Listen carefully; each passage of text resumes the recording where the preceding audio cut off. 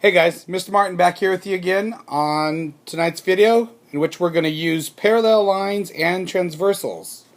Let's get started. Alright, the first thing I want to do is give you a postulate that's going to set the stage for everything we need in this section. Okay? The postulate's called the corresponding angles postulate. Very simple. We learned last video how to pick out corresponding angles. Now, if we have two parallel lines that are cut by a transversal, then we've got four pairs of corresponding angles that are congruent. In this example, 2 is congruent to 6. There is also 3 other pairs that we talked about in class of congruent angles as well. Okay, so that is the first postulate that we need for everything else we're going to do tonight. Let's do an example.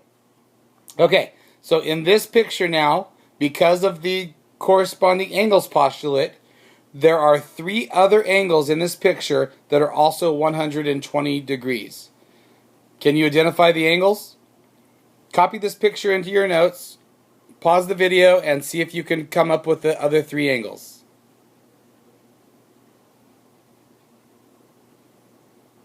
Alright, we're back now. If you are back, I hope you got the right answers. Let's figure out the solution for this. Alright, so first step, by the corresponding angles postulate, we know that angle 1 is going to be 120 degrees, because that was given. Okay, but also from the corresponding angles postulate, we know that angle 5, which is the corresponding angle, has to also be 120 degrees.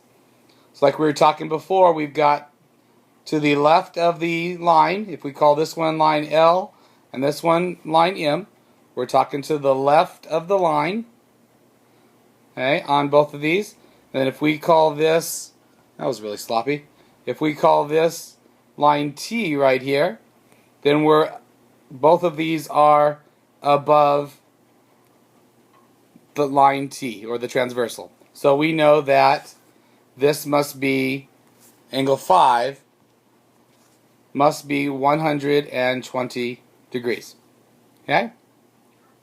Now, we know from vertical angles that angle 4, which is a vertical angle to the angle that they gave us, also has to be 120 degrees. And then now we can say the corresponding angle for angle 4, so we can jump to the other group of angles, has to be 120 degrees. So those are the 4 angles. Angle 4, okay, angle 5, and angle 8, along with angle 1, which is the one they gave us at the beginning, all have to be 120 degrees. Okay, let's keep going. Okay, now from that postulate, we can easily prove some theorems. The first theorem that we can easily prove is the alternate interior angle theorem. It says that if 2 parallel lines are cut by a transversal, then the pairs of alternate interior angles are congruent. So this one has 4 and 5 as alternate interior. Remember, alternate meaning opposite sides of the transversal, and interior meaning between the parallel lines. So now we've got, for angle 4, it is on the right side of the transversal. Angle 5 is on the left side, and both of those are in between the parallel lines. Okay? So we know from the corresponding angles postulate, okay, that 1 and 5 are corresponding. Okay? But 1 and 4 are also vertical. So we say that the measure of angle 1 has to equal the measure of angle 5. And that's coming from the corresponding angles postulate. Okay? Now, obviously, the measure of angle 1 has to also be equal to the measure of angle 4, thanks to the vertical angle congruence theorem.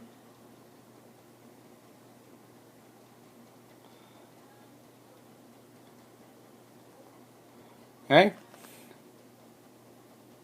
Now we've got two angles, 4 and 5, equal to the measure of angle 1, so we know that the measure of angle 4 must equal the measure of angle 5, thanks to the ever-popular transitive property. Real easy proof. We just proved the alternate interior angles theorem. Okay?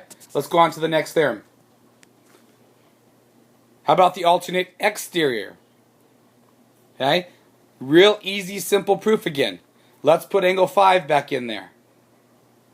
Okay?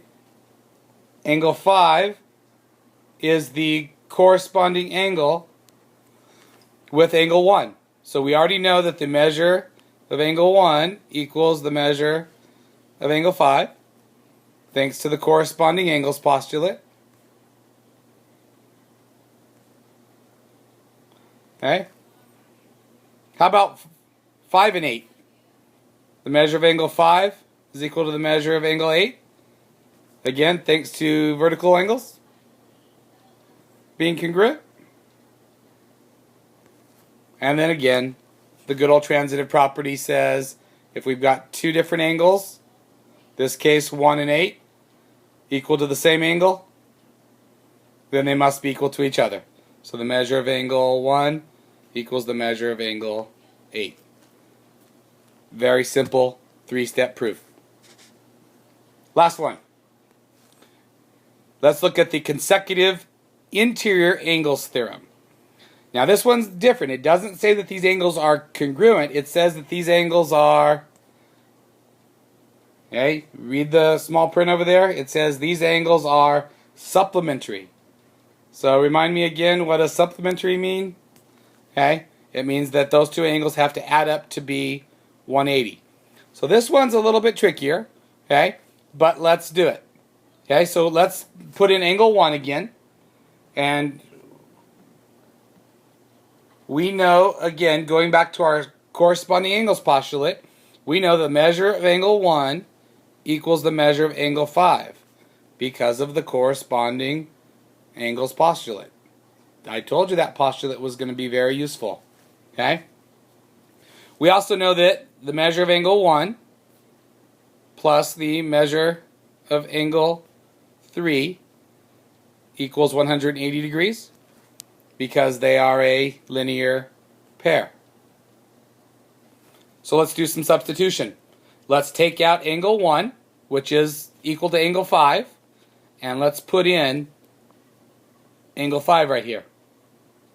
Okay, so we know that the measure of angle 5 plus the measure of angle 3 has to equal 180, and that is substitution. And obviously if they equal 180, then we can say angle 3 and angle 5 are supplementary.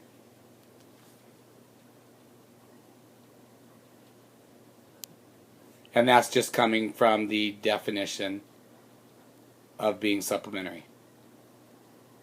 Can I put SUPP? Okay. Good, so 3 very quick, easy theorems. First one said alternate interior angles are congruent. Second one said alternate exterior angles are congruent. And the third one said consecutive interior angles are supplementary. Don't get those confused. Okay, everything so far was congruent until we got to consecutive interior. All right, let's use this information. Got an example for you. Okay, here's a picture where they gave us some angles and they want us to find the measure of to find the value of x. So once we find the value of x, we can find the measure of the other angle. Okay, so what do we know about angle 4? I want you to think about that. Pause the video. See if you can tell me what x is, and then see if you can also tell me the angle, the measure of that angle down there. Okay? Lots of ways to tackle this. I'll see which method you'd like to use. Pause the video and come back.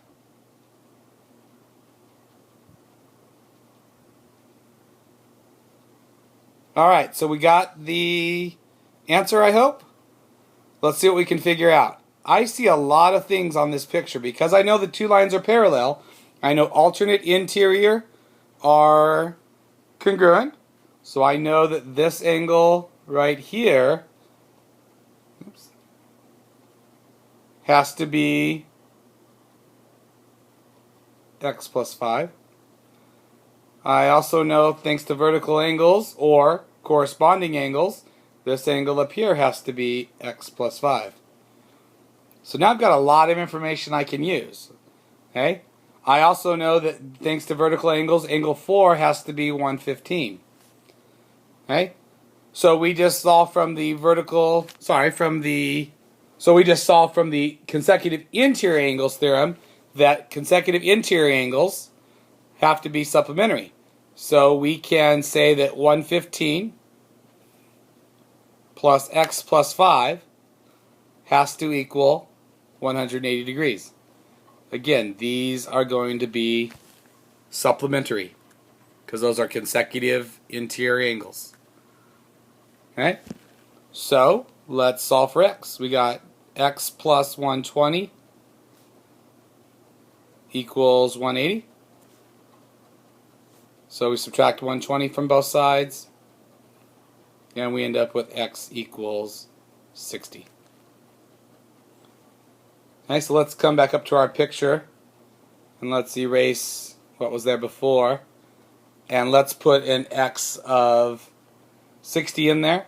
So if x is 60, this would obviously equal 65, which would make this 65, thanks to vertical angles.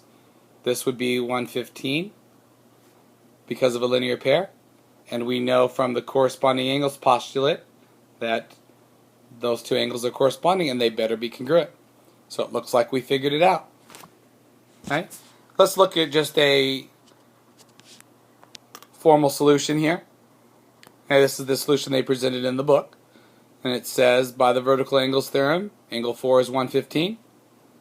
Okay, line A and line B are parallel, so we can use any of the theorems about parallel lines. Notice, one thing I didn't point out at the beginning of the video, every single one of these postulates and theorems that we just talked about tonight revolves around those two lines. Before you start applying those theorems, look for... Oops, let's get back to the right place here. Hey, sorry about that.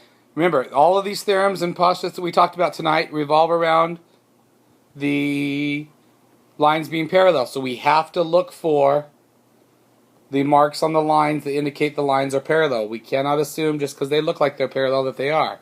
Those red arrows there tell us that those two lines are parallel to each other. So all of these postulates revolve around the two lines being parallel and cut by a transversal. Alright, that's all I have for tonight. It's a real short one tonight, hopefully. And you can work on some practice problems in class tomorrow. Have a great night, you guys.